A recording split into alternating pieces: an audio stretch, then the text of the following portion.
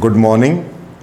Today I am going to talk about the symptoms of gallbladder stones. So the source of this talk is what I have learned through the literature throughout my life, and also a vast source of patients I have encountered in my life. I studied at Government Medical College, Patiala, and being in North India, there was a very high incidence of gallstones there. And after that, again, after passing in 1983, I shifted to Sir Gangaram Hospital, New Delhi, and then I was senior resident at Christian Medical College and Hospital, Ludhiana. And from there, I went to Safdarjung College and University College of Medical Sciences, New Delhi. All these places, there was high incidence of gallstones. A lot of patients were coming with this problem. And from there, I went to work for 5.5 years to Central Hospital, Elkholms, Libya. And I was astonished that the incidence of gallstones was still higher, maybe around 5 times higher than I was encountering in India. And thereafter, I came back and worked at Dehradun in Dayanand Medical College and Hospital, Ludhiana. There I started the laparoscopic surgery after getting my training from All Institute of Medical Sciences. And this was the main work of laparoscopic surgery of operating upon gallbladder stones. And from thereafter, I am in my Diwan Hospital and Advanced Laparoscopic Surgery Center. My main surgery is again gallbladder stones. So these symptoms, at that time in 1974 when I went to medical college, some of the investigations and other things which we are using as a matter of routine these days were not there. And you will not believe that there was no ultrasound. Till 1983 when I passed my Masters of Surgery, there was no ultrasound. Even no ultrasound. What to talk of MRI, MRCP or CT scan and other investigations? Yes, some of these investigations we were reading in the books that they are there in some advanced countries, or they are being in the experimental state. Even all these hospitals, when I was in senior resident at Christian Medical College and Hospital, Ludhiana, in Safdarjung Hospital and University College, New Delhi, and even in Libya, there was no, ultrasound. Yes, there were X-rays, there were other investigations. And so at that time, the symptoms were very, very important. What are symptoms? Symptoms is when a patient has some problem. Otherwise, he doesn't come to a hospital, to a doctor. He has to take or she has to take time out from their routine life. And they come to the doctor and they come and tell, this is our problem, doctor, sir, doctor, madam. And these are called symptoms. What they tell is symptoms. When a patient comes to us, we have to first of all see the patient, eyes first and foremost. Then they say comes tongue, that you talk. I will say tongue only has to say one thing: what is your problem? Please tell me in detail and completely. And just listen. So first of all eyes and then ears. You listen, be a good listener. And in the end, when the patient stops telling you something, again tell, yes, something else. If you have something else to tell, please tell. And then direct questioning and again listening. Few questions, one question, short question, and listen. Again, patient might have forgotten something. Patient is having anxiety, having pain maybe, having fever maybe, all these things. So patient is nervous. He doesn't know how the disease will resolve or not resolve, how much money he has to spend, how much time he has to spend, she has to spend. So all these fears are there. So patient has to be guided. So I will say trying to get out the guided symptoms out of the patient. You have to gently pursue, coax the patient to tell the symptoms, but later on. So what symptoms mean, what the patient tells, a gallbladder stone patient tells, that is the symptoms of gallstones. And that we are going to discuss today. Mind it, my talks will be conversations. Conversations are like a bridge that is between you and those who decide to listen to my talks. So this bridge will be direct conversation. This will be not based like on a book. In a book you get the details 1, 2, 3, 4, 5, 6, 7, 8, and it is very difficult to read books. You have to inculcate the habit, have the patience, have the concentration, peace to read books. But these lectures will be easy for you to listen, to understand. At the same time, do not expect these to be 100% totally inclusive of every detail. Because when I am talking, I also am likely to skip certain things. So that is what this conversation will have advantages.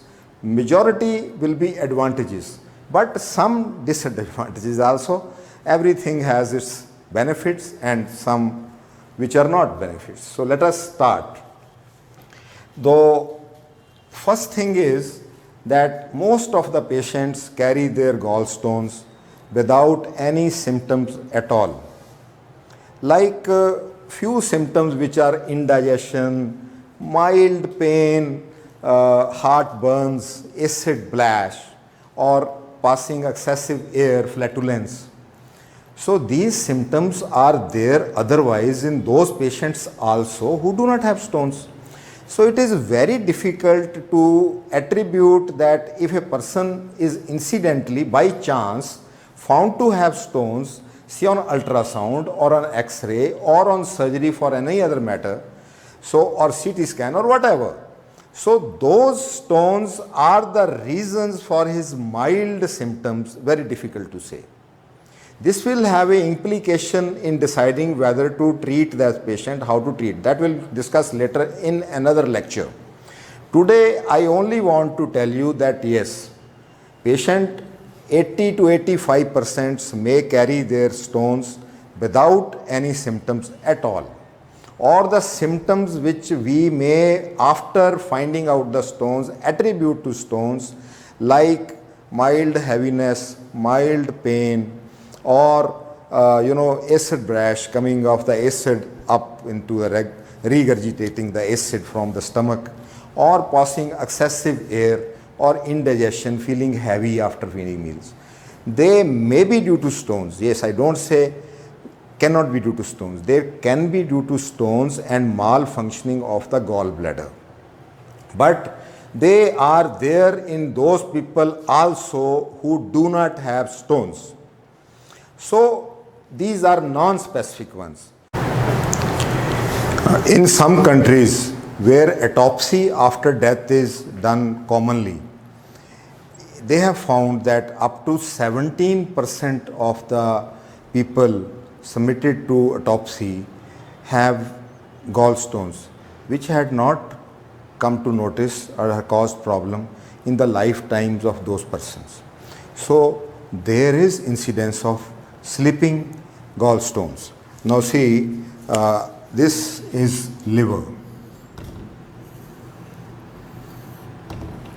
It's right lobe, it's left lobe. The gallbladder is a pear-like structure under this. From the liver, right lobe and left lobe, bile is secreted into canaliculi, and these canaliculi combine to form one duct, and then this is joined with the duct from the gallbladder and another duct is formed. This duct goes down and there is a duodenum,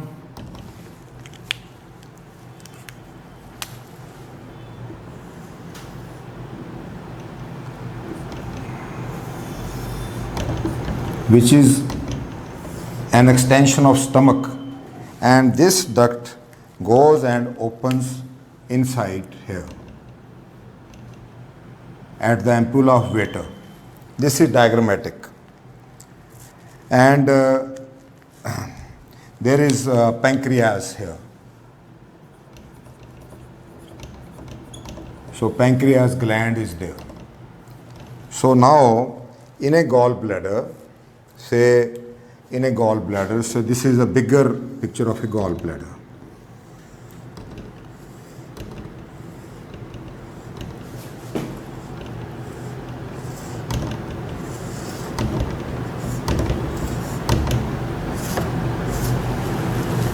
These are the ducts coming from the liver, making one duct and then joining the duct from the gallbladder and the duct going to the intestine, taking the bile from the liver to the intestine. Now there forms a stone.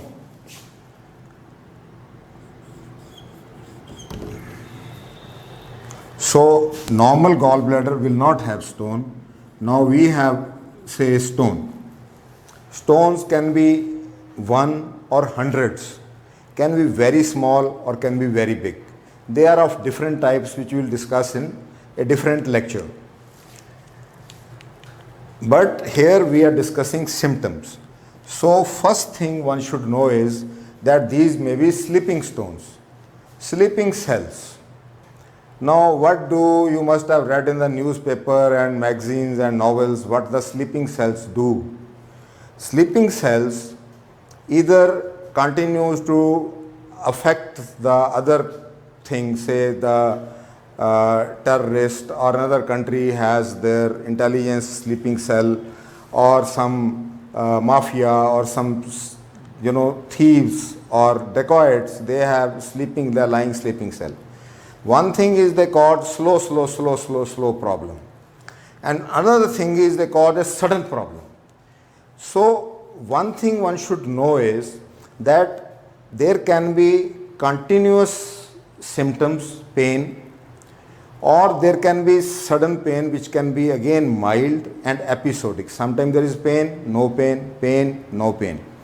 The distance between pains can be different. It can be at the periods of 1 month, 1 week, or even years. Then the pain can be of different severity. Sleeping gallstone may not sleep forever, the lifetime of a patient. So, if the stone is, goes here and here, the entry and exit of gallbladder. The bile is formed in the liver, comes through the canaliculi and goes to the gallbladder when the patient is fasting. It is concentrated there and becomes thick. And then when the patient eats, this goes through the duct into the intestine. Now for that the gallbladder contracts. So like when this thing takes place, the gallbladder stone may get stuck at the opening. Now the mechanism of pushing the bile into the intestine is put on, comes to force, and forcefully the gallbladder is trying to push the bile inside the duct and into the intestine for helping in digestion, whereas it is being stopped by the stone. Just like if you pick up a heavy stone in your hand and you carry it, your muscles will ache.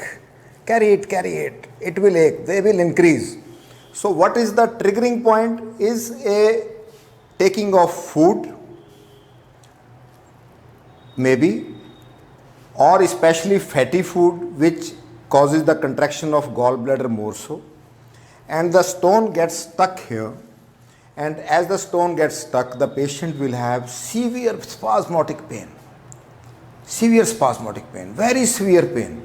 Patient will not be able to sleep, like the fish is out of water, the pain, acute pain. And patient may take some medicines, something antacids, spasmolytics available at home, or call some doctor or relatives, that may give some temporary relief. The vomiting takes place, that may give some temporary relief. Passes some air, gives some temporary relief, but the pain continues. It is common to have this pain from 1 to 5 hours.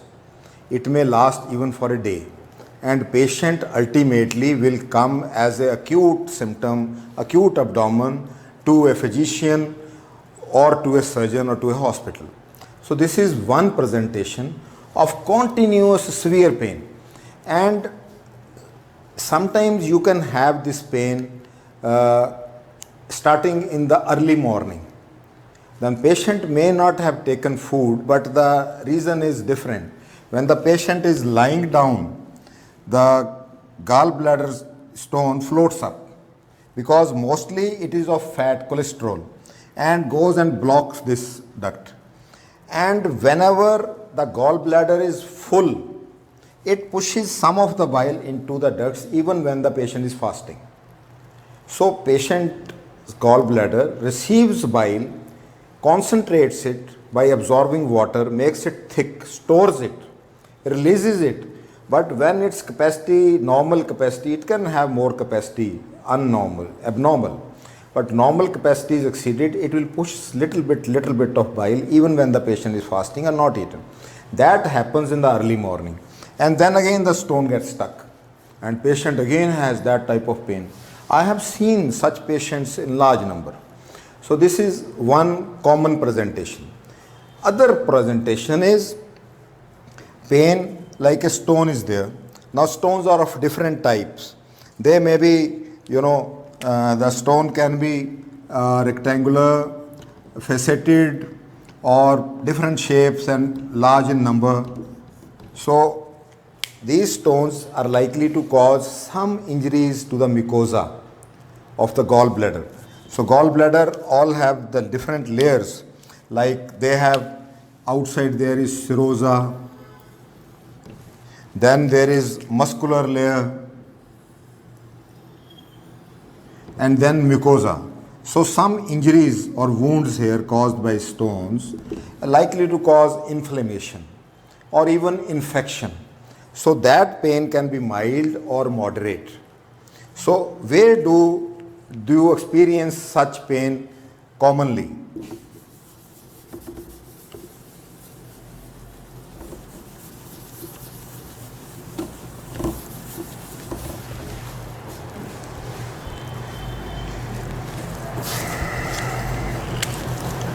Say these are the ribs. This is rib, right? This is sternum. This is chest with ribs. This is the tummy of the patient. This is pelvis. Below there are legs. Arms are up there. This is the umbilicus.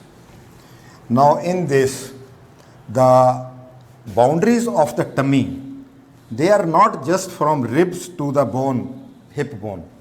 They extend behind the ribs and behind these pelvic bones. Up, there is something known as diaphragm, which moves with respiration. Comes down, comes up. And below that, there is that liver. Say liver is green, actually I am just drawing it. So this is liver. So there is gallbladder here. These are the canaliculi coming from here and going to the intestine. Right? This is the canaliculi coming from the liver, from the gallbladder. Now this is the right side. So this is the right side, this is the left side. So what we expect the pain to be mainly on the right side, upper part. This is the middle part, lower part, upper part, right upper side of abdomen. And also you will find a large majority of people will have pain in the central abdomen. Why? Now if you understand why, then you will understand that yes, this thing is right.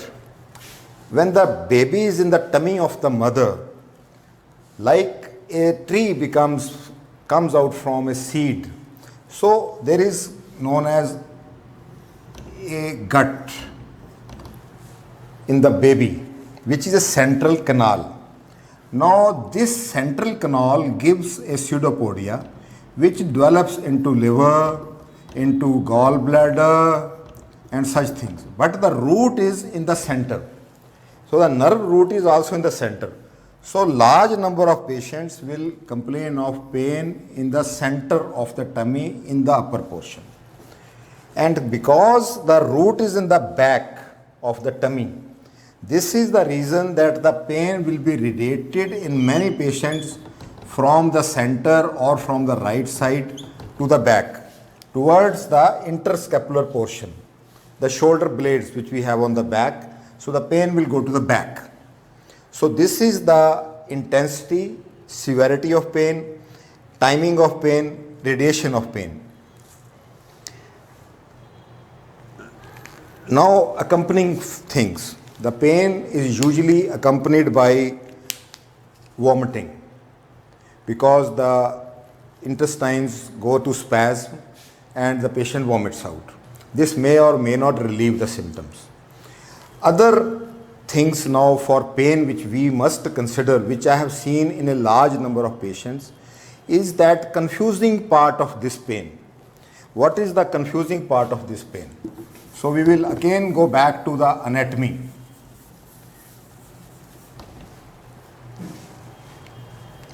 Like say these are the ribs. These are the ribs. And here what is there is heart. Everybody has a heart on the left side, which is the double pump, and it is situated nearby. And there are lungs.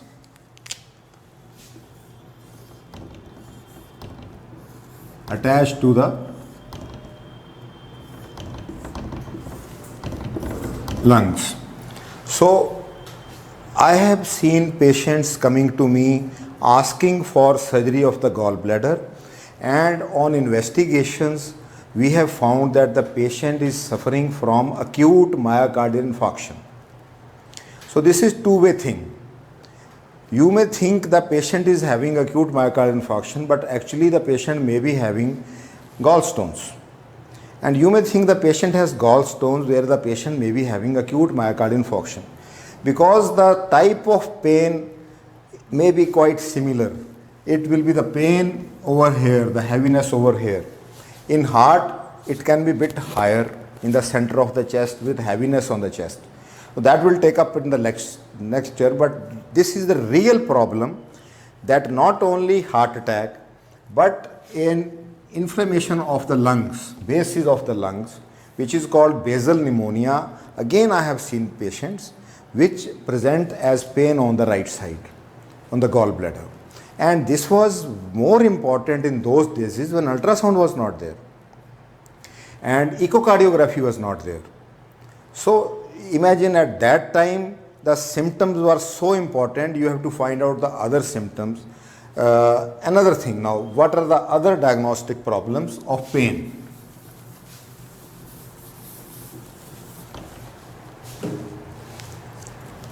Like we have here the liver, right lobe and left lobe, and the gallbladder. But I had drawn here the pancreas. Somewhere here, pancreas.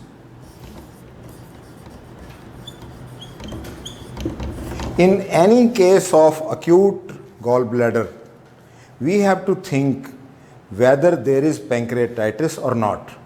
Patient may have pure pancreatitis due to other problems, or the patient may have pancreatitis which is induced by the gallstones. Now, how gallstones induce pancreatitis we will discuss in another lecture. But you should know that pancreatitis one has to keep in mind in all patients who present with acute problems of gallbladder pain. This can be due to other reasons like alcohol or some infections, viral infections. There are hundreds of reasons. And one of the commonest reason is gallstones themselves. So we have to see, because if pancreatitis is there, the treatment option changes entirely. That we will discuss in another lecture. Another thing is that around the thing there is here esophagus and stomach, and then there is duodenum here, and then the other small intestine. So few days back only I got a patient with severe pain over here, and I found that there is air, and the liver which causes dullness is obliterated, and there is resonance. That means the air is entered. So if the stomach is got a perforation, duodenum is got a perforation.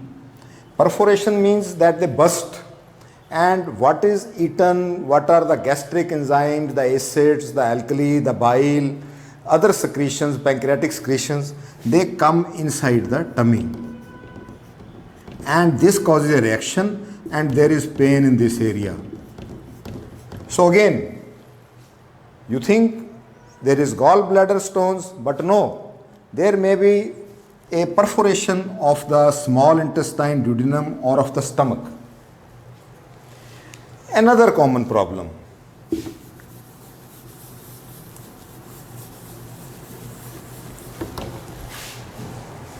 is appendix.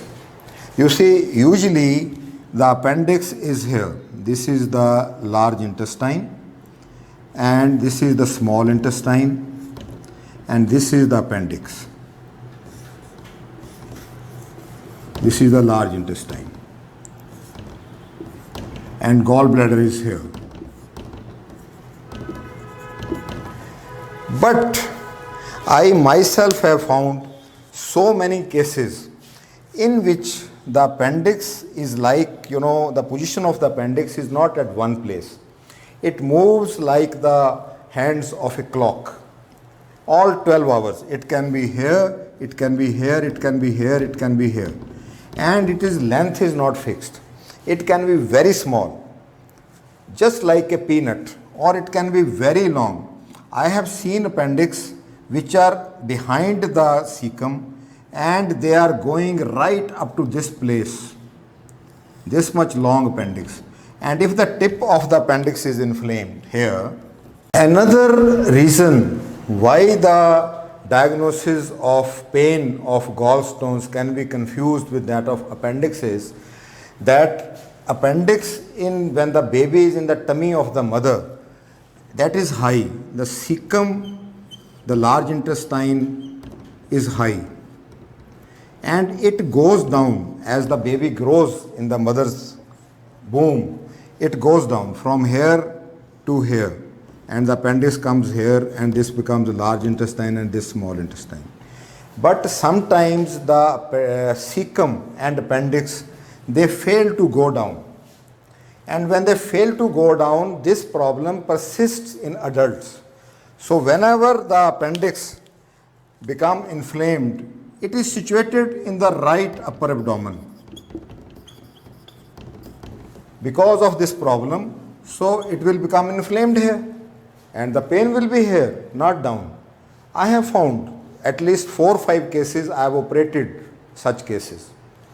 And then other very common things which you can understand is that the swelling is not that of the gallbladder and due to stones.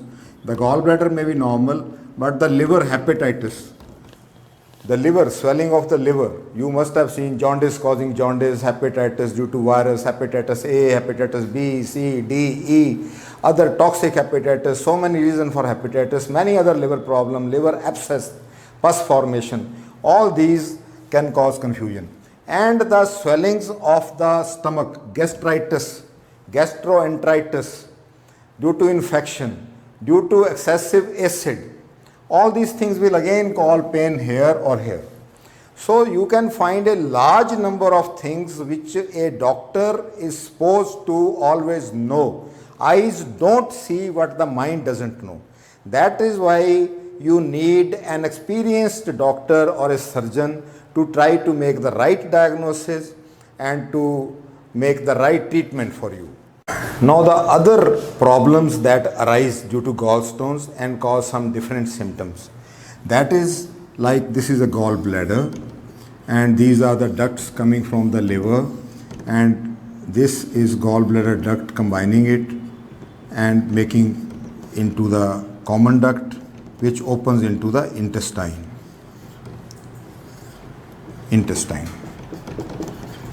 Now a stone may slip from here and go here, or there may be a primary stone here. Now this stone is going to stop the bile coming from the liver and going to the intestine. So when this thing gets blocked here, this bile, we will discuss all these things in a different lecture. Basically you think that yes, this bile stops here and it goes to the blood, and when it goes to the blood, this makes the person yellow, means jaundiced. So jaundice means person, the eye, the white portion of the eye will look yellow, and will from the blood some urine which will be water soluble, bile salts and pigments, they will be excreted in the urine, and the urine will become yellow. More the obstruction, more time the obstruction, more yellow the eyes and more yellow the urine. And because this bile will no more be going into the intestine, the color of the stools will change, and this will change to whitish clay colored stools. Simple. Now this jaundice which is caused due to obstruction can have very reasons. We are discussing gallstones here. Now this goes into the blood, it changes the surface tension of the skin and blood. So this surface tension change causes pruritus. Patients start itching madly. They may have scars, the scratch scars. If the person continues to have high jaundice and for some long time, they may have scar. They will say, come and say, I feel very itchy, I am always itching, I cannot sleep, I am itching. Right. So other problem the slippage of stone can cause. The slippage of stone will cause obstruction. The new bile will not be able to flow continuously, the bile will stand here. And this may invite inflammation and infection. That infection may inflame the ducts now. Earlier we were talking of gallbladder swelling or inflammation. Now this ducts outside, inside the gallbladder, they may all get inflamed, which is called cholangitis, inflammation, swelling of the things due to infection. Now this thing can cause high fever, 104 degree Fahrenheit, 106 degree Fahrenheit, and rigors and chills, because toxins and bacteria will enter from here into the blood and there will be reaction. So that will cause chill, and it can cause toxemia. This can be a life-threatening condition if not treated urgently, immediately, by antibiotics, IV fluids, removing of the obstruction by various ways, which we are discussing in different chapters. So this can be a life-threatening condition. I think for our common thing, because this is not really an academic lecture. In academic lectures, we will be discussing like that of a book in point wise, but these lectures which I have started, these are for general understandings. For the public, and maybe some doctors or medical students may also benefit from that, and I would welcome your reaction towards this. In case you want to ask me any question, send me an email, or you can send me a message on the WhatsApp. So we will like to have interaction. My channel, Diwan Hospital channel, it will be there. You can like that and you can share these things for the other also to learn. Okay, thank you so much for listening. Bye-bye.